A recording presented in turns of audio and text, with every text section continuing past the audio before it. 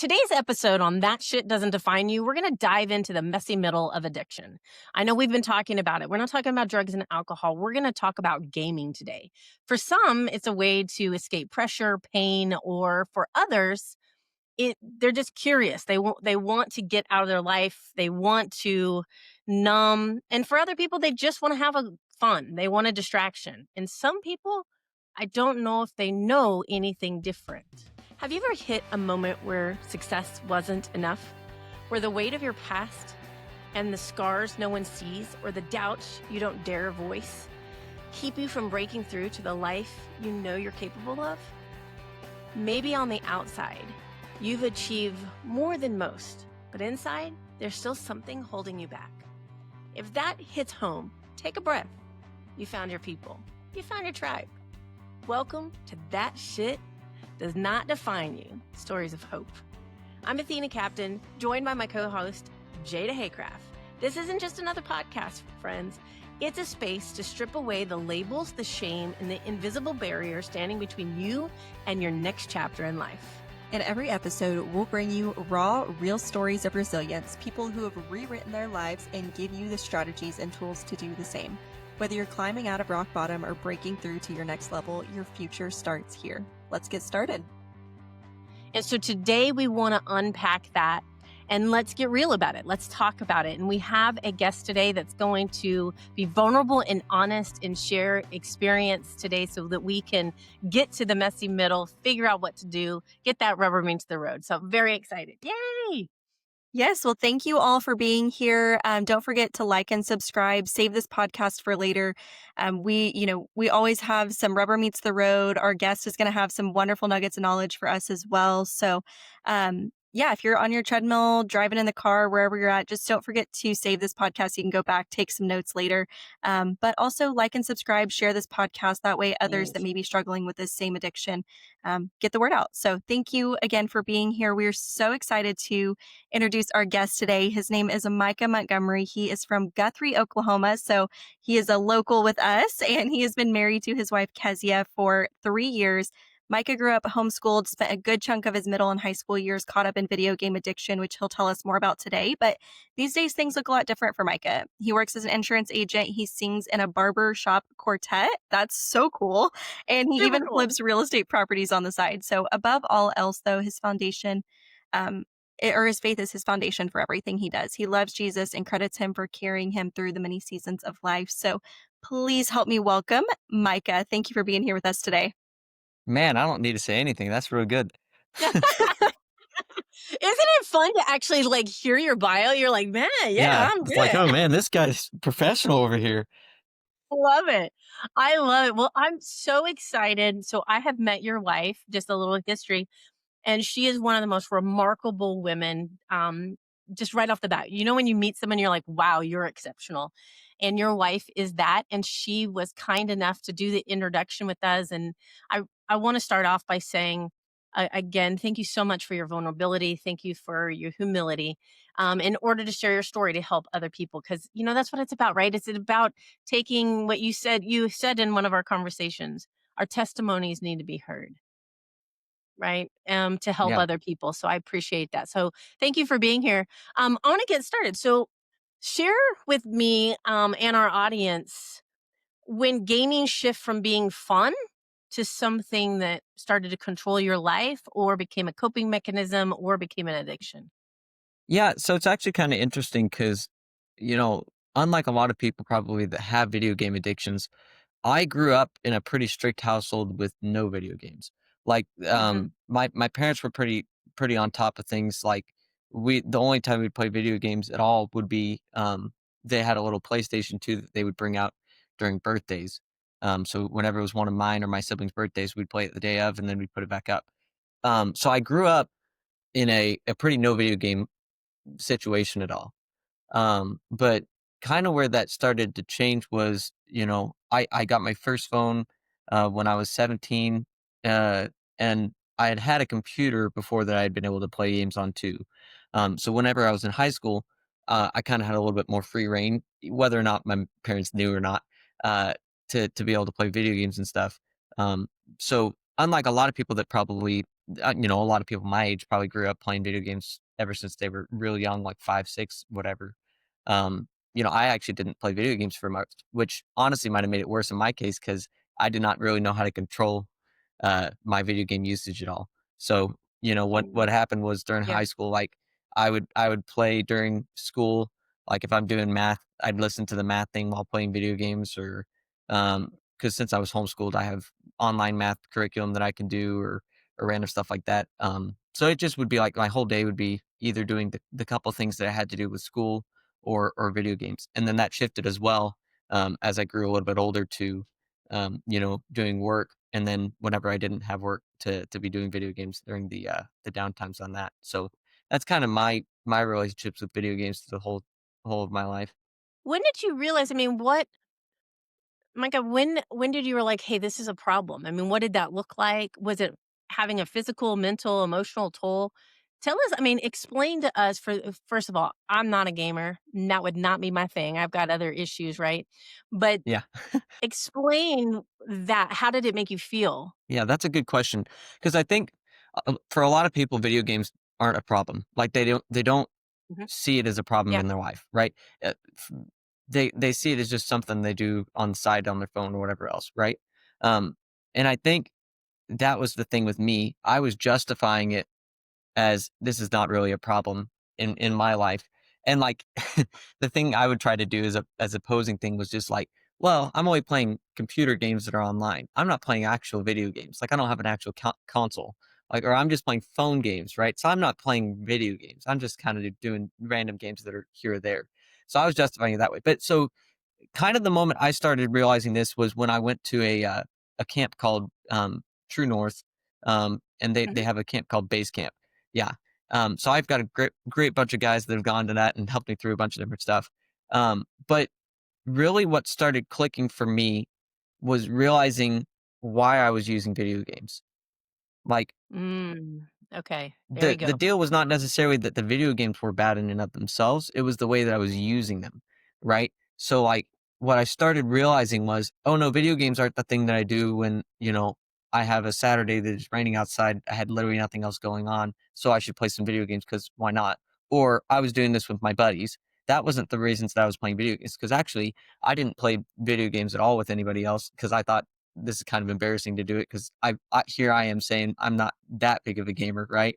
Um, but the way I was using it was anytime that I started feeling inadequate in different things, whether that's in school or work or, whatever, Mm, yeah. I would use it kind of as a coping mechanism of like, man, I don't really know how to do this. You know what? I just need some rest time. I need to just relax for a bit before I can go and go back and figure out how to do this stuff. So like if I'll take insurance for example. I was really terrible during the first couple of years working with my dad. Like I'd be doing work uh and say he was out of the office for some random reason. If I didn't have him there that I could ask him a question and I was doing some work thing that I couldn't figure out how to do, instead of problem solving and figuring out how it was working, I kind of just shut down mentally and was like, you know what? I'll wait for dad to come back. In the meantime, I'll play video games because that was going to make me feel better. Because that's what video games do. Like they give you the dopamine hit, they give you like all of the sense of adequacy because like that's what I was searching for as a guy. Like again, most of the time with guys, they're just trying to look for some validation, right? Am I good Mhm. enough? Do I have what it takes to be a man? That kind of thing. And so in my life, that was really prominent. And anytime I felt like I didn't, I would go to video games for it. So that's when I went to the base camp and they started talking about this validation stuff and like, hey, why are you doing these different things? Actually think not just the thing that you're doing itself, but the symptoms leading up to it.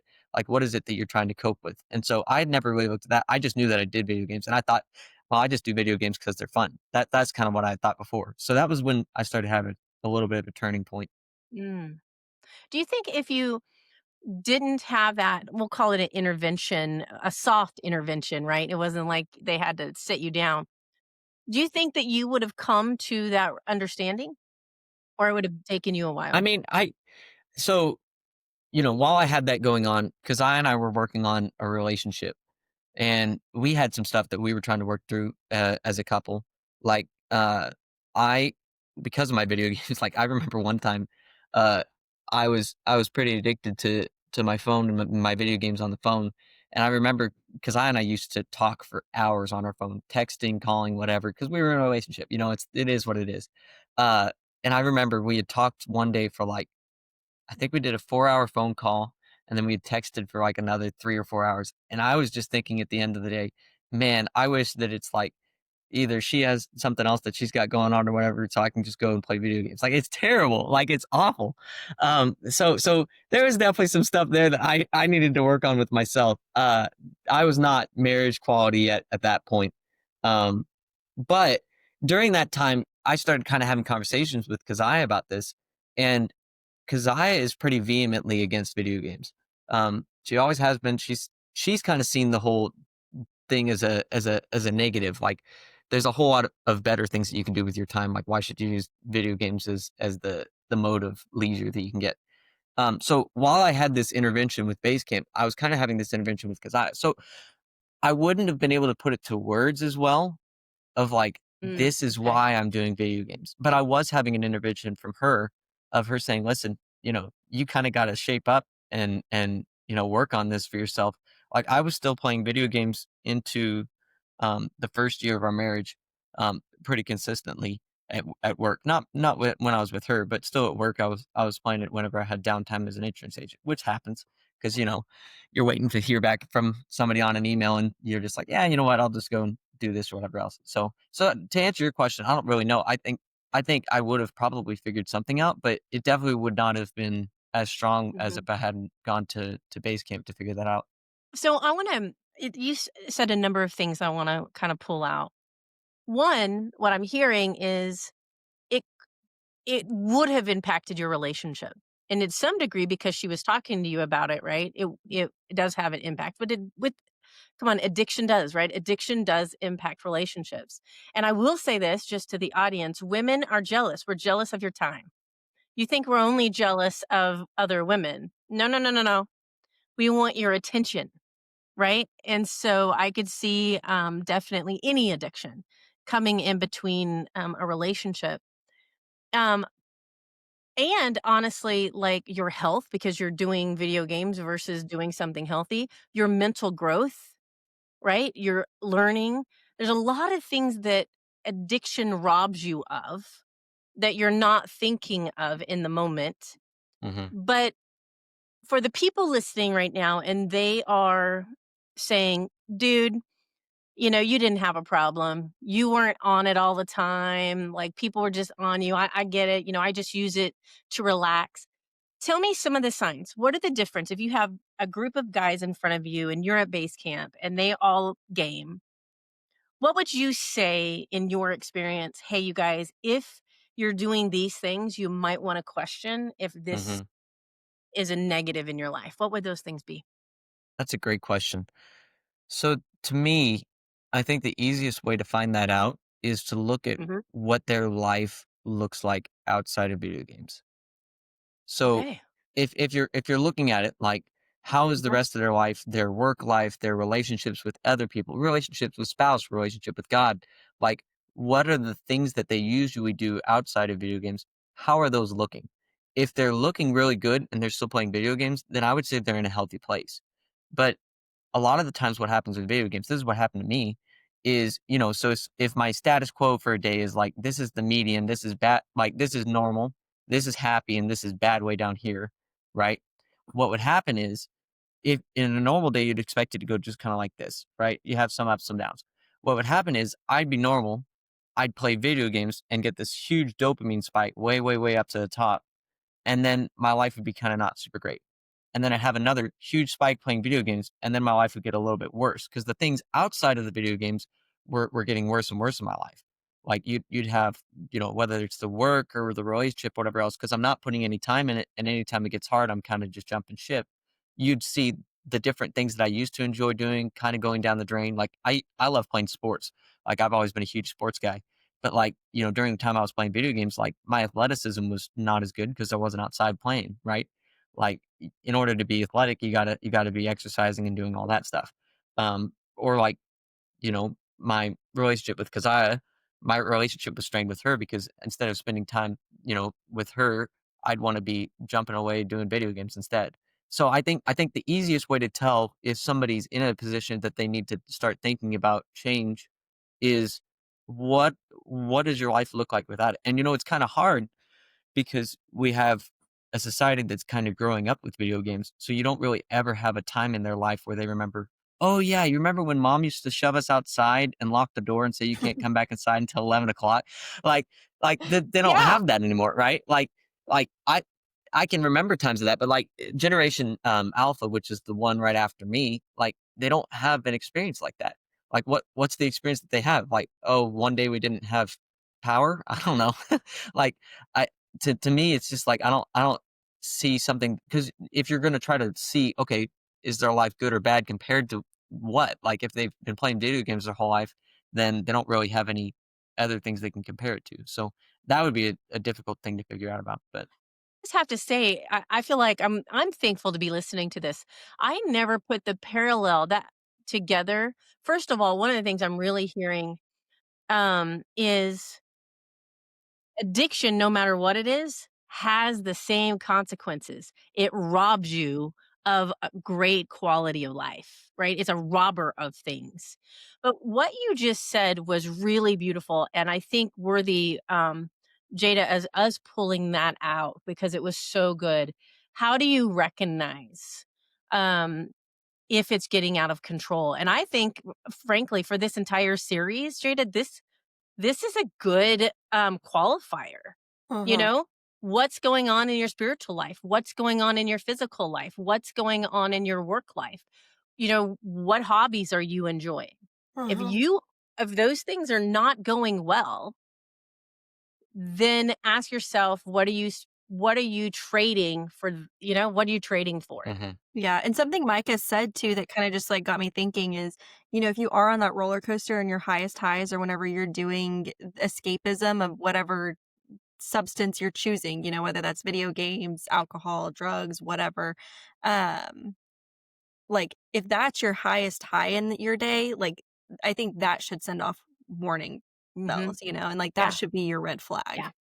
Oh my goodness. Yeah, so I'm giving you a task here. Let's write that down because we need to make that part. Micah, do you mind? We'll give you credit, but yeah, that no, was such beautiful wisdom. People need to hear that. So we need to get Mhm. that out to the masses. That was beautiful. I Yeah, I appreciate love that. that. I'll definitely make Um, sure that's included in some little shorts we do for social media too. yes, That I mean was so that was good, such Micah. wisdom. Mhm. Because I think it's important for people to have, when you're in addiction or you're in something, it's hard to see. So that was a mhm. good, okay, I can step back and see. But Micah, how did it start? So you were at base camp, which is a Christian men's camp. We've heard a lot of great things about, and I'm sure there are camps like that throughout the entire United States. But what else? So you went, you got knowledge. For the people listening, what were the tools and resources that helped you get free? Tell us your freedom redemption story. Yeah, it definitely is a stage. Like there's definitely stages to it. Like it didn't Okay, good. really All right. happen all at once. And even now it's still not all done. Like I still have to deal with it as any other addiction. You have to deal with stuff. Mhm. Yeah. The first thing obviously is admitting you have a problem. Because the whole time what I was doing was just be like, yeah, you know what, it's not that big of a deal. Right? If you don't actually own up to it and say, you know what, this is something that's not great. I want to make a change. Then nothing's going to happen. So I kind of had to go through that and realize, hey, this is a problem, and then working on that. But then really the next thing that happened was, because I and I started having conversations about it. Um, and since I was opening up to her, it was giving me somebody else to be Mm. holding me accountable. So having an accountability is super great. Whether it's your spouse or whether it's a group of guys or a group of ladies, that I think is super important too. Having somebody to be able to hold you accountable on stuff. Um, and then after that, I was starting to make a good turn, but I was still having ups and downs. And I was Mhm. trying to figure out what to do. And then I decided to just do a year long fast from all computer games, video games, everything. the only exception being, I played chess because that was my cheating thing. That was what I cheated I on think that playing helps chess. your brain, so we're gonna give you an out That's on right. that. Yeah, I'll give a pass on that. Yeah, but Yeah. I was not using chess as an escapism. That was the other side. So I took an entire year fast from all of it, and the first 30 to 60 days was probably the hardest on it. Because you have all the ruts inside your head saying, "Go do this. This is your habit," right? And so to break it, you had to really fight it for the first while. But once I started getting it, once I had fought it for the first couple months, all of a sudden it started getting really easy to where I wasn't going for those things as escapism anymore. And honestly, life was just starting to get better because I wasn't, ignoring my feelings. My work was going well. Like I was working harder at the things that God gave me as my own like kingdom of things that I had to do. Like I'd just been neglecting different things, whether it was, you know, the house with fixing random things here or there. Like I used to not really know how to do handyman stuff, but since I stopped video games, I decided, you know what, I need to just learn how to do a bunch of this stuff. So started learning that, with work, where I had wasted probably the first 2 to 3 years of my insurance career. I started really getting after it with cold calls, with trying to get more renewals and stuff like that. My relationship because I was starting to get better. So the entire first year, that to me, if anybody else could take that as a step, it's just find the thing that you're addicted to and then take a fast from it. I don't know if a year is the specific time that you have to do, but cutting cold turkey worked really well for me. And I had the chess thing, but honestly, I think cold turkey worked better for me than anything else because I've tried doing in steps. Oh, I'll stop doing it for this long. Now I'm going to do this long. That doesn't work for me for some reason. So you could find out what works for you, but to me, cutting cold turkey is probably your safest bet to make sure that happens. And then after that, the only other thing that we've really done is just setting boundaries. Like, um, with video games now, my boundaries are this. There's either A, I can play video games if somebody invites me to play it with them, like if I'm going over there. And so far I have not actually had that happen yet. So like I have to be in person with somebody else doing that. Or Kazai and I have this rule that we got a Wii, and we decided that we could do it once a month for an hour. And we've probably missed that for the last 4 months. We just don't really do it that much because we also put it up in some place we couldn't really get to. So we have hard and fast boundaries on, hey, what's acceptable, what's not acceptable. And that helps out a ton, having boundaries to keep from relapsing again. So, Oh, that is great. So you said a lot there, and I just want to unpack that for just a second because for the listeners, the wisdom that is coming out of your testimony and your mind today is and your heart is amazing. But you said you got to admit it, right? You got to admit it. You've got to confess it and talk about it with somebody and become accountable. And then you've got to make a decision to make a change. I think, and then you've got to create boundaries. mhm, And frankly, Micah, as you said earlier in the podcast, you're going to do boundaries for the rest of your life. That's how the addiction mhm, works, yeah, right? yeah. Like I don't have to have alcohol So that, boundaries for you know, myself at all because I've never been addicted to it. Like, You know, I haven't really had to set any boundaries for that. Now, am I gonna be stupid and just do a bunch of dumb stuff? No. But, like, for somebody else who's never had, like, a severe addiction with video games, they probably don't have to have the same boundaries as me. right. And I think that's what we're talking about. And this is why I wanted to do this whole series on addiction outside of drugs and alcohol because we don't talk about it enough. Mhm, And we're not talking about other addictions that are coming in and robbing us of the life that God has for us, all of our potential relationships, mhm. community. And I don't want I don't want people robbed of that. I want people to be aware. So wrapping up, I want to ask you, you said that addiction could have, it cost you productivity at work. It cost Mhm. you getting deeper with your relationship with your wife now. Now you're through that. You're on the other side. Was it worth giving up? Yeah. I would say 100%. Like, there's so many things that I would not have done had I still kept the video game addiction. Like, real estate investing is a good thing to say about like real estate investing. If that anything wants to make you feel like you're not validated, like real estate investing is really hard. Like there's such a learning curve to it. Like you're investing a bunch of money into something, and then you're dealing with contractors, you're dealing with tenants, you're dealing with the bank. Like there's a bunch of things going on all at once. And if I'd been playing video games, there's no way I would have gotten into that, because I would have been like, you know what, that's way too much for me to deal with. Because the extra time I would have been able to spend dealing with it, I was playing video games, right? So that's one thing. Uh, I would also say, something that I think not a lot of people talk about is just the relationship that you have towards God and towards creation as well. Like this kind of goes into pornography as well. I used to have an addiction to pornography about the same time I was going through the video game stuff, and both of those things tend to cause you to forget like what God created. Like you just go outside and Mm, you see a sunset and you don't think it's that beautiful, right? Like just little things like that. And I would say since I've stopped playing video games, like I've realized those things a little bit more. Like taking daily walks outside before work, those kind of things. And I feel like I've gotten a lot more out of those things, and my relationship with God, being able to hear him better than before. Since I've got my mind more free from honestly the stuff that's not that great, whether it's mhm. mind numbing stuff or like kind of awful stuff. Yeah, absolutely.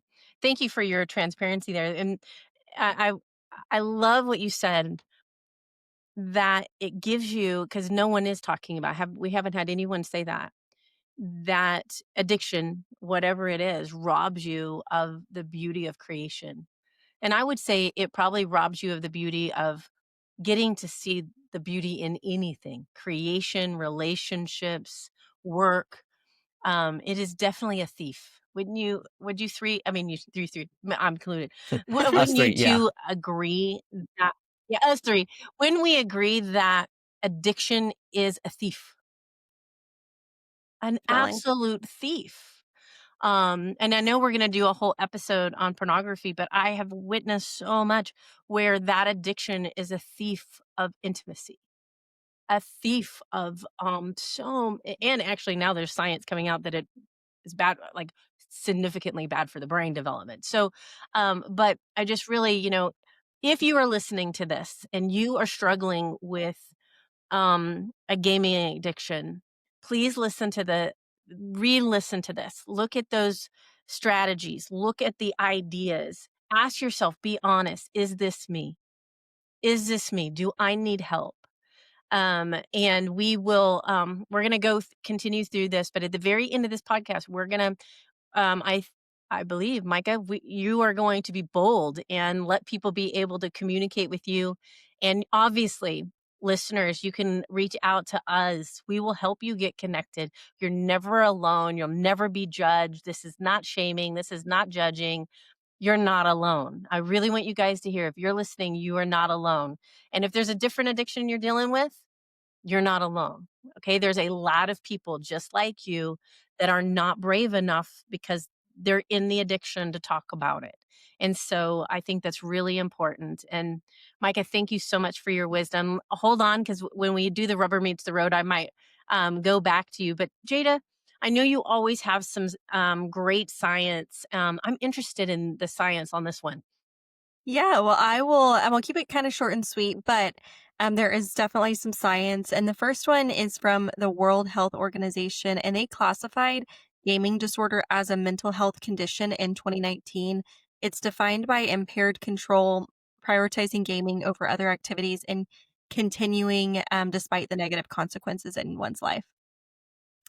And then the second one, goes kinda back to what we were talking about with the dopamine hits that, Micah was talking about. So it's, neuroscience shows that gaming triggers dopamine surges similar to what you would expect from drugs. It rewards that achievement, novelty, and unpredictability, and this keeps players hooked in on just one more round. And then the final one is a study out of the American Journal of Psychiatry from 2017. And their studies link excessive gaming with poor sleep, higher stress, lower academic and career achievement, and strained relationships, which I think Micah did a really great job today of even just hitting on, all of those, if not, um, I think all of those actually. I was going to say Yeah. most of them, but if not all of them, but I think he hit every single one of those. So, Absolutely. yeah, I think that just goes and kind of puts that nail in the coffin of like what we're saying is true and it's real. Definitely has those consequences. So, that is all I have on the science today. Okay, well, I'm going to do the rubber meets the road because here's the thing. These are action steps. We do not want you to be bound and in bondage to addiction. We don't want you not to be living the life that you're dreaming of and living the best life you have, even if it's messy.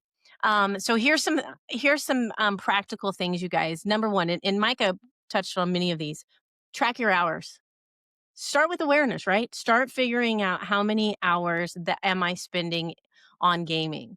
And I didn't have this in here, but I want to go back. Ask yourself what's happening in the rest of my life. Is the amount of gaming I'm doing depleting other areas of my life? Let's get honest. Okay, let's get honest. Start by setting limits. If you start to set limits, I'm just going to tell you, start to set limits and say, I'm only going to do it. If you cannot control your limit setting, the boundaries you give yourself, then you have a problem. Okay. And I want you to be aware of it. So start with setting limits and being honest. If you can't set limits, seek help. Get help because already it's showing that there's an opportunity there. Don't wait and keep rationalizing in your head. Go ahead and get help, and do not be ashamed. Number three, I'm going to tell you replace it. Don't remove it. The first time there's a lot of science that says something positive in the place of, Mhm. right? Michael, would you agree with that? Replace it with something positive. You had talked about nature. Get outside, right? Go do something productive and healthy versus that addiction. I will tell you, I have an addictive personality. I come from addicts. Why do you think I read? Mhm. Reading is becomes my addiction. It's how I don't do other things. So I know I'm an addict. I know that I will do it. So I read. And so, you Nice. know, remove it and, replace it with something else. So there was a study done about how many hours, kind of the track your hours thing, how many hours the average guy plays video games before 21, and it's 10,000 hours. That's what the study is shown. And so to me, that's wild, first off. But then secondly, I was thinking about that the other thing that I don't remember what book this was from, but you guys have heard of the study of like it takes 10,000 hours to master something, right? But yeah, Yeah, yeah, yeah. So what I was thinking about is, you know, do you really want to master video games? Like, is that what you want to be known as? As like, instead of being somebody as the field craft of like, man, you know what? That guy's a really smart engineer. That guy's, a really great contractor. That guy's a great, accountant. Whatever your job is, like, instead of being a master at your job to be able to actually provide good help to the world for stuff, you're a video game guy. And even then, like, is that the hobby that you want to have listed like right in front of your name? Like, yeah, Micah plays video games. Like that to me, that's not something you want at all. So I think something that was helpful for me was replacing it, right? Like getting into the barbershop, harmony society, singing with my siblings. Like that's been a whole lot of fun because everybody needs some leisure time. Like that's something that's very biblical. absolutely. So, Yeah, but finding good things to to replace it with. absolutely. And I will say, for those of you listening, we understand there are professionals that do this, right? There is professional sports and they do this. We're not talking about the Olympic people that are dedicating their life to this. We're talking about people who are using it as an addiction to not have the Olympic life that is theirs to have. So really think about that. The only last thing I want to say, and thank you so much for that wisdom, is you guys, please seek help and don't have shame. Um, I think when the darkness comes to light, then we start to heal. So find somebody that you can be honest with, even if you think you might be dealing with an addiction. Shame will rob you just like it in an addiction. So don't let it win. Get out there. You're worth it. You are worth taking the time to figure out how you really want your life to go and not be in bondage. So, man, gosh, Micah, thank you so much. This was fantastic. Jada, where are we going from here? That's a great question. So, the first thing you can do if you want to reach out to Micah for personal or business purposes, I will put his email in the show notes. That way you can get connected with him. But um, otherwise, if this episode spoke to you, please subscribe or share it with someone that you know who needs it and leave us a review. It helps other people find our podcast. And another note is don't forget Athena's book is coming out soon. So go ahead and get on the list. The list will be in the show notes, but get that early access, the discounts, and exclusive extras by joining that list. And remember, this is not your practice life. So don't wait for it to be perfect. Start messy, start scared, just start because nothing is going to change until you do.